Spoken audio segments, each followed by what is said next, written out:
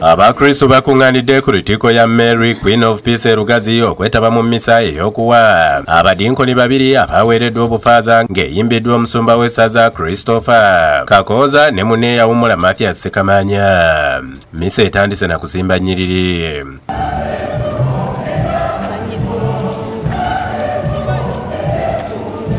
Abatikiddwa kubaddeko abasaserdoti babiri okuli Shanga Ronald okuva mu Mpoma Parish ne Okoth Moses okuva mu Walbord Catholic Nagongera.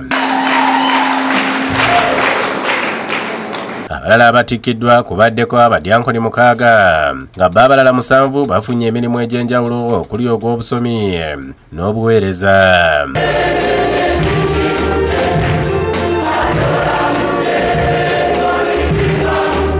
Okubuulira omusumba Kakooza asabye abatikiddwa bulijjo okwekkaanya bye basomye bye baba bayigiriza ate kye bayigiriza kye baba bagoberera.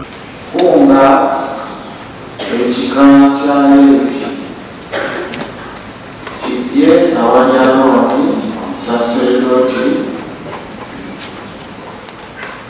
be banaamuweerezanga era ne baweereza n'ekibiina.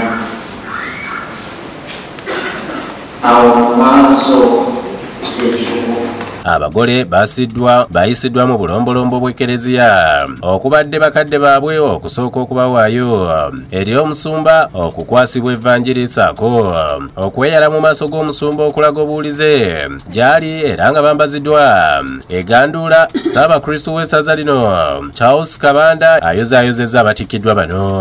Tubeeyigirizaamu nnyo mu kyakumalirako gye tuli era buli omu ali abeeyagaliramu ffenna twandyagadde okutuuka ku ekyo n'ekimanyi mumukikoze ku baffe era Mukama abatizeewo mwabawaddeyo abantu baffe bano bajje batuweereze abatizeewo ebyemu n'ebiri ate olwobasaba temukuba kusabira kubanga wadde tubatuba kutandisaakuzinekatisaakuzitaagirira kuba mulidde obuye butuzeewo.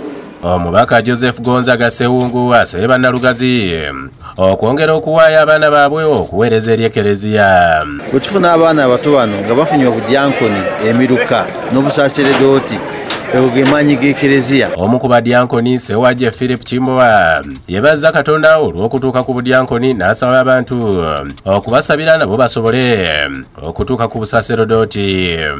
Neesimye okubanga ndi omu abo badyankoni 6 nebaliza ddala Omukama era tubasaba mungere okutusabira naffe nga bwe tubasabira. Mukasa Kivumbi yakusakidde eggulu lino ku Lwabukedde TV.